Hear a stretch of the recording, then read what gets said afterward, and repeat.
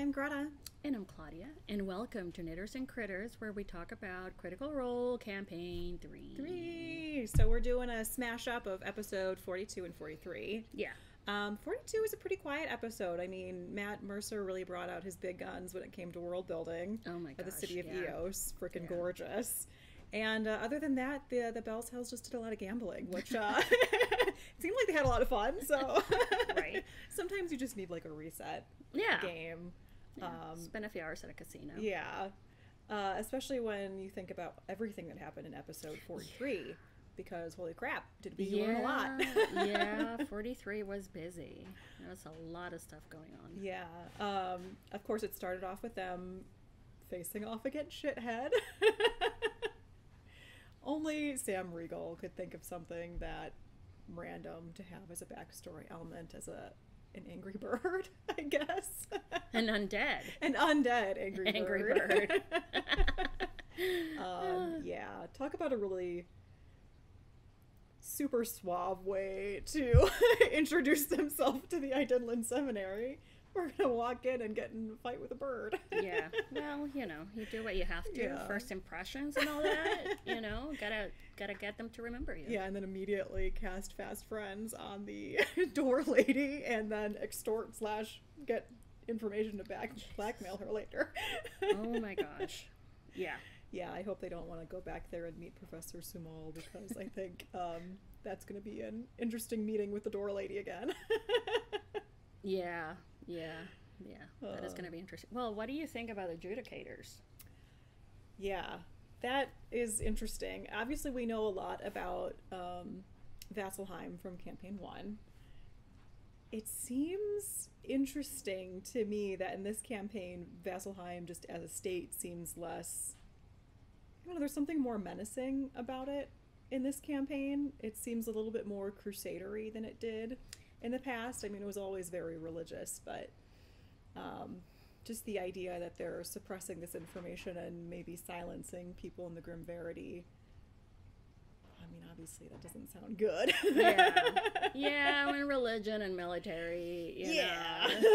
It's not a good... Not a combination anyone wants. No.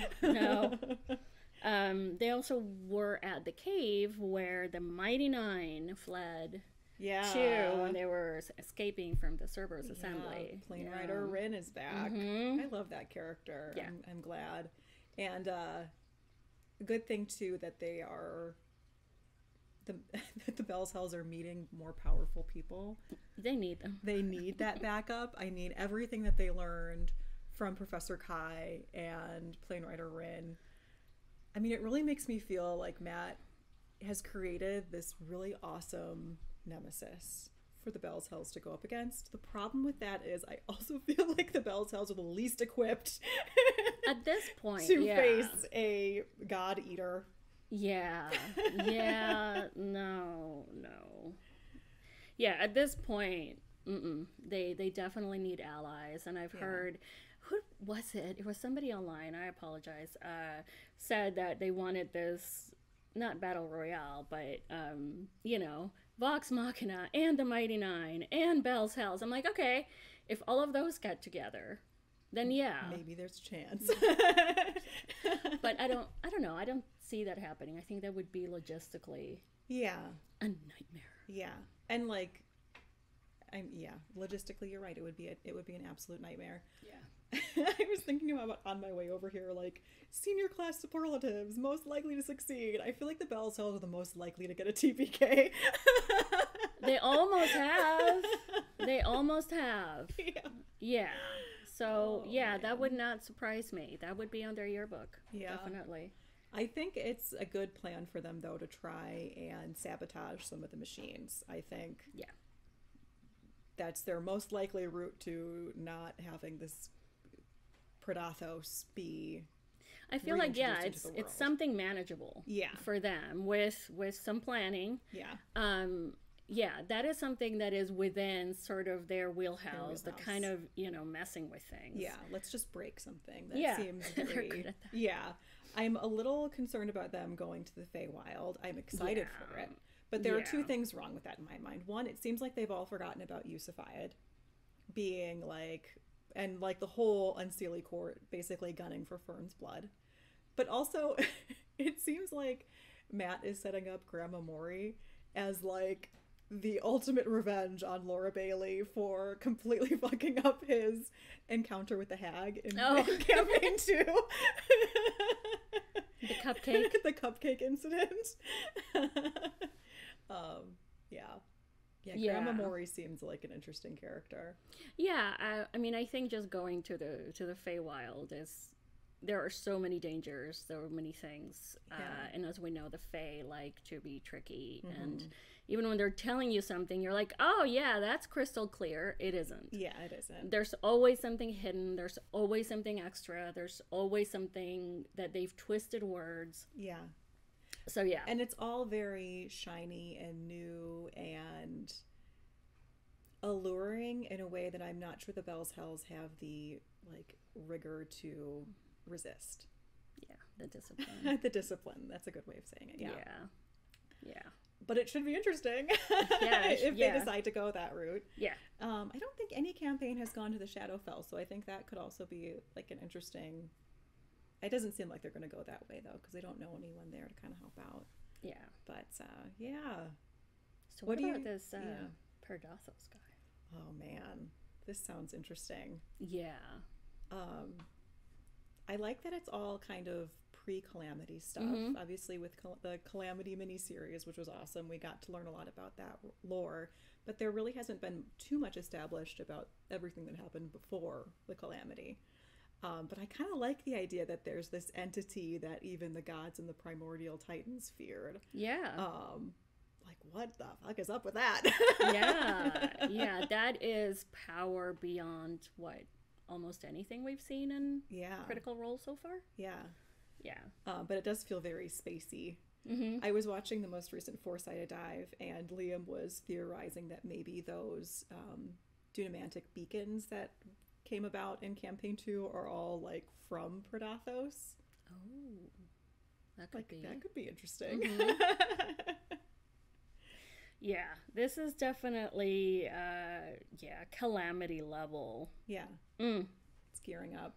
Yeah. I'm excited that they finally learned more information and that they have like a concrete next step. Yeah. Because it seems like they've been groping around in the dark trying to figure out what to do and how to stop this, and kind of knowing in the back of their minds that they're completely outgunned. It's nice that they now have a next step of, okay, there are these 3 machines, pick your poison and go for one. Yeah, it's more specific. I mean, when you talk about this, entity on a moon that even the gods, exactly, it's such a large scope that it's like, okay, where do we start? We kind of clueless, aimless, chaotic, like, what can we do? But yeah, a specific step, more concrete next step is what they need. Yeah. And it's something I think a lot of D&D games struggle with. I mean, I know in our game that we're playing right now, we have an NPC who we really want to help, but we have no idea how. Right. And that's kind of making the whole, non-existent plan of attack very nebulous for us at the moment. Plan, attack. We're gonna do things, and it's gonna help somehow. Maybe. And my character is old, so she keeps saying, "Oh, I'm old, and I'll probably die. It's fine. It's okay. I'll take it."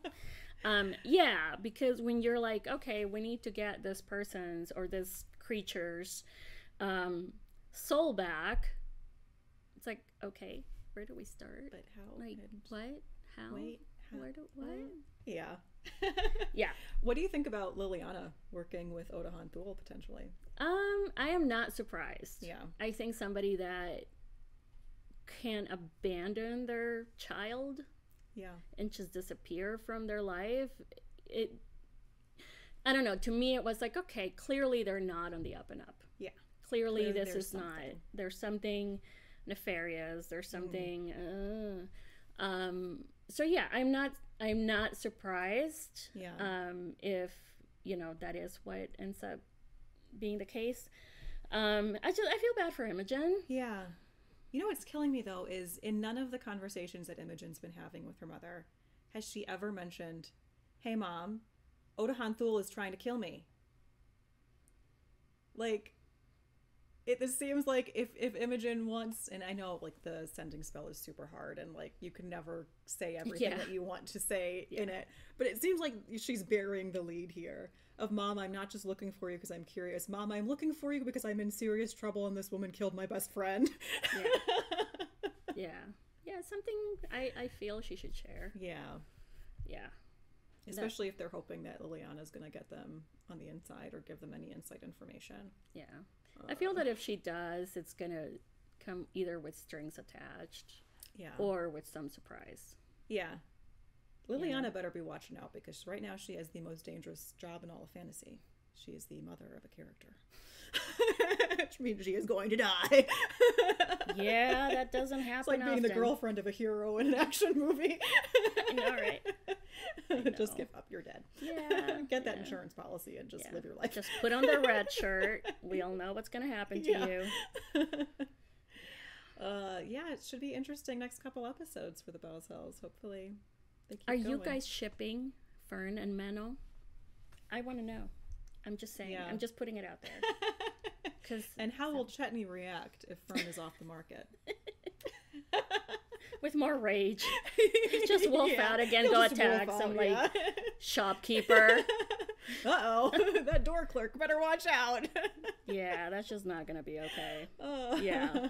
So, what did the grandma say? She said that Fern is welcome anytime. Yes. And again, when the Fae say something, that's a good point. There's like 300 things. Yeah.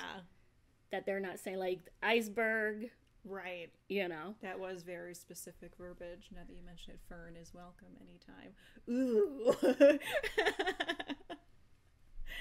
Yeah, it should be. Yeah, I'm looking forward to the next couple of episodes, see what happens. That Feywild stuff happening again. That's awesome. Yeah. What are you guys' theories? Drop them in the comments. We want to hear all of them. I think that might be it for us today, right? Yep. All right. Well, like and subscribe to our channel. As always, we really appreciate it. And bye. Bye.